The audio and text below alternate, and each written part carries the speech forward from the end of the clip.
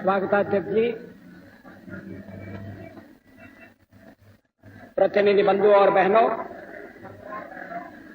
मित्रों, सबसे पहले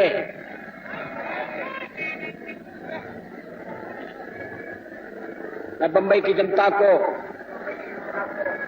मनपूर्वक धन्यवाद देना चाहता हूं। आज उसने बड़े प्रेम से, आत्मीयता से देश के कोने कोने से आए हुए प्रतिनिधियों का स्वागत किया।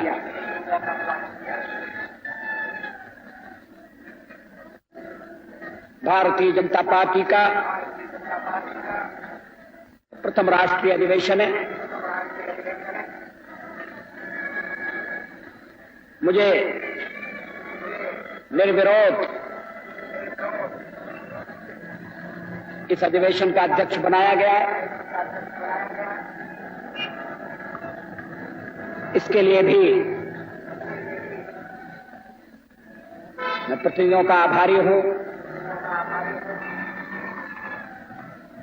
परमेश्वर से मेरी प्रार्थना है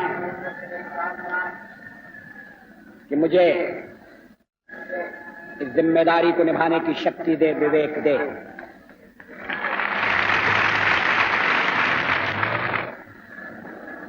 भारतीय जनता पार्टी का अध्यक्ष पद ये अलंकार की वस्तु नहीं है, ये पद नहीं है, दायित्व है, प्रतिष्ठा नहीं है, परीक्षा है। ये सम्मान नहीं है, चुनौती है।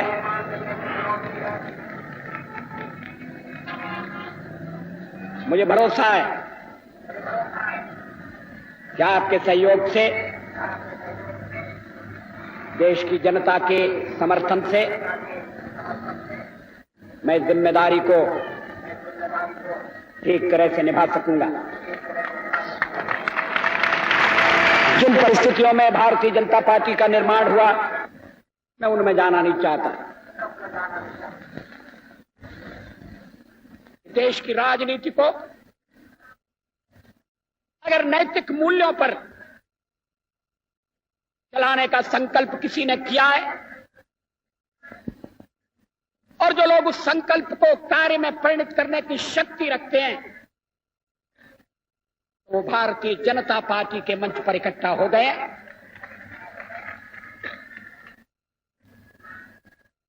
जनता पार्टी जयप्रकाश के सपनों को पूरा करने के लिए बनी। जनता पार्टी टूट गई, मगर हम जयप्रकाश के सपनों को टूटने नहीं देंगे। जयप्रकाश किसी व्यक्ति का नाम नहीं है। जयप्रकाश कुछ आदर्शों का नाम है, कुछ मूल्यों का नाम है। जयप्रकाश जी का पूरा जीवन, उनकी साधना, उनका संघर्ष, कुछ मूल्यों के साथ उनकी प्रतिबद्धता, ये हमारी विरासत के अंग हैं। हमने जयप्रकाश जी के अधूरे काम को पूरा करने का व्रत लिया। मैंने आपसे निवेदन किया, हम राजनीति को कुछ मूल्यों पर आधारित करना चाहते हैं।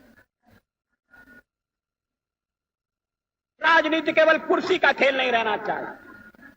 लेकिन पिछले कुछ वर्षों से कपास पैदा करने वाले किसान परेशान हैं, मगर कपड़े की कीमत 3 गुना बढ़ी।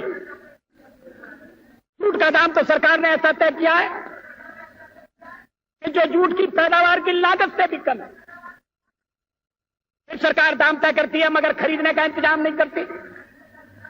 छोटे किसान को जल्दी बेचना पड़ता है, वो घर में रख नहीं सकता, औने पौने मूल्य पर बेचता है, शोषण का शिकार होता है। इसलिए किसान बिगड़ रहे हैं। केवल महाराष्ट्र में नहीं, कर्नाटक में, आंध्र में, मध्य प्रदेश में, गुजरात में किसान न्याय पाने के लिए लड़ रहे हैं। मैं सरकार को चेतावनी देना चाहता हूं, दमन के तरीके छोड़ दीजिए। कराने की कोशिश मत करिए। किसान डरने वाला नहीं है। हम किसानों के आंदोलन का दलीय राजनीति के लिए उपयोग करना नहीं चाहते, लेकिन हम किसानों की उचित मांग का समर्थन करते हैं। और अगर सरकार दमन करेगी, कानून का दुरुपयोग करेगी, शांतिपूर्ण आंदोलन को दबाने की कोशिश करेगी, तो किसानों के संघर्ष में कूदने में हम संकोच नहीं करेंगे। हम उनके साथ कंधे से कंधा लगाकर खड़े रहेंगे। भारतीय जनता पार्टी मुठभेड़ की राजनीति नहीं चाहती, पॉलिटिक्स ऑफ कन्फ्रंटेशन नहीं चाहता। लेकिन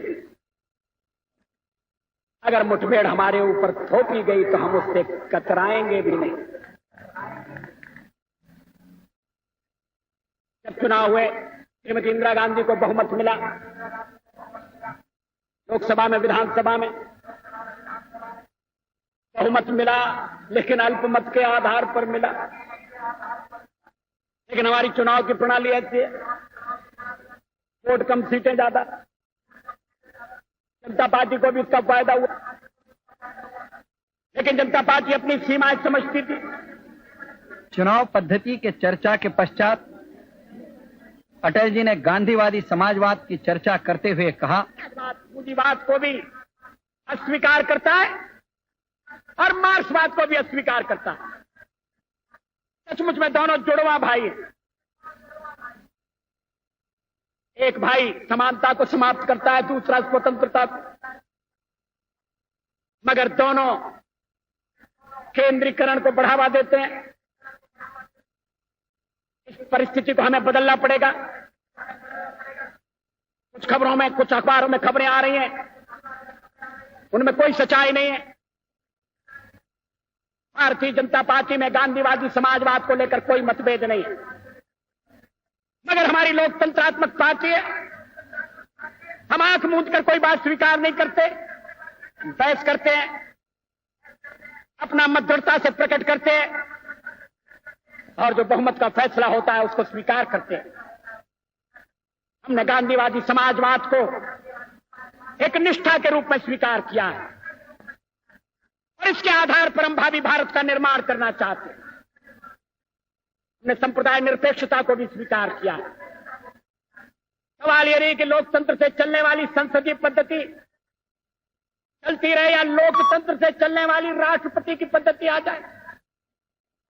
जो राष्ट्रपति की पद्धति लाना चाहते हैं, उनकी लोकतंत्र में निष्ठा नहीं है, उनके इरादे कुछ और है। वो जीवन भर राष्ट्रपति बनाने की बात करते हैं। हमें उनसे सावधान रहना है। इस साजिश का भंडाफोड़ करना है। हमें उनके प्रयत्नों को कामयाब नहीं होने देना। हमें देश में कानून का राज्य रखना है। जंगल का कानून देश में चले, इस बात की इजाजत नहीं दे सकते।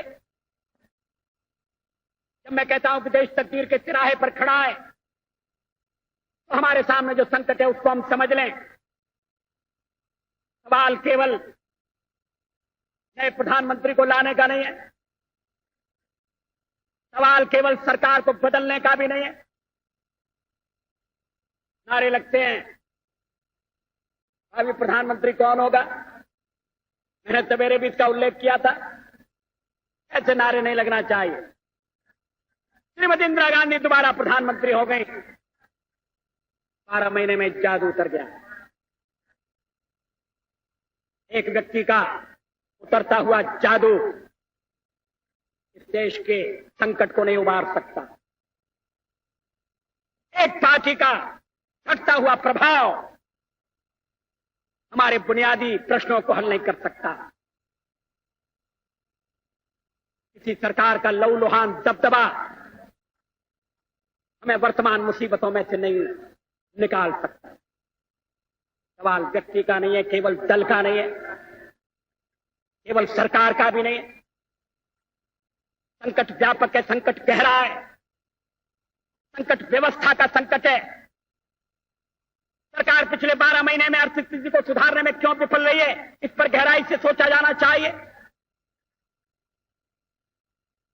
जो स्थापित संस्थाएं वो टूट रही हैं, केवल राजनीतिक क्षेत्र में नहीं, आर्थिक क्षेत्र में भी नए तनाव पैदा हो रहे हैं। हर जनों पर अत्याचार क्यों बढ़ रहे हैं? बहनों को बलात्कार का शिकार क्यों ज्यादा बनाया जा रहा है? भारतीय लोकतंत्र के प्राण 65 करोड़ लोगों की समानता की उत्कट आकांक्षा और शोषण की स्थितियों से मुक्ति की तीव्र आतुरता में बसते हैं। लोकतंत्र से खिलवाड़ करना चाहते हैं, उन्हें इतिहास लोक चेतना की तूफानी धारा में बहा कर ले जाएगा। आवश्यकता इस बात की है कि गणतंत्र की रक्षा और नैतिक मूल्यों की पुनर्स्थापना के संघर्ष में हम किसानों, मजदूरों, ग्रामीण, गरीबों, दस्तकारों, युवकों, छात्रों तथा महिलाओं को भागीदार बनाएं और उनमें यह विश्वास पैदा करें कि अपनी स्थिति को सुधारने का उनका यत्न यथा स्थिति को एकजुट होकर बदलने से पूरा होगा। भारतीय जनता पार्टी राजनीति में, राजनीतिक दलों में, राजनेताओं में जनता के खोए हुए विश्वास को पुनः स्थापित करने के लिए जमीन से जुड़ी हुई राजनीति करेगी। शिखर की राजनीति के दिन लग गए, तोड़ तोड़ की राजनीति का कोई भविष्य नहीं है। पद, पैसा और प्रतिष्ठा के पीछे पागल होने वालों के लिए हमारे यहां कोई जगह नहीं है। जिनमें आत्मसम्मान का अभाव हो वो दिल्ली में जाकर, दिल्ली के दरबार में जाकर मुजरे झाड़ें। हम तो एक हाथ में भारत का संविधान और दूसरे में समता का निशान लेकर मैदान में कूदेंगे और जूझेंगे। हम छत्रपति शिवाजी महाराज के जीवन और संघर्ष से प्रेरणा लेंगे। सामाजिक समता का बिगुल बजाने वाले महात्मा फुले हमारे पथ प्रदर्शक होंगे। भारत के पश्चिमी घाट को मंडित करने वाले महासागर के किनारे खड़े होकर मैं ये भविष्यवाणी करने का साहस करता हूं कि अंधेरा छटेगा, सूरज निकलेगा, कमल खिलेगा। बहुत बहुत धन्यवाद।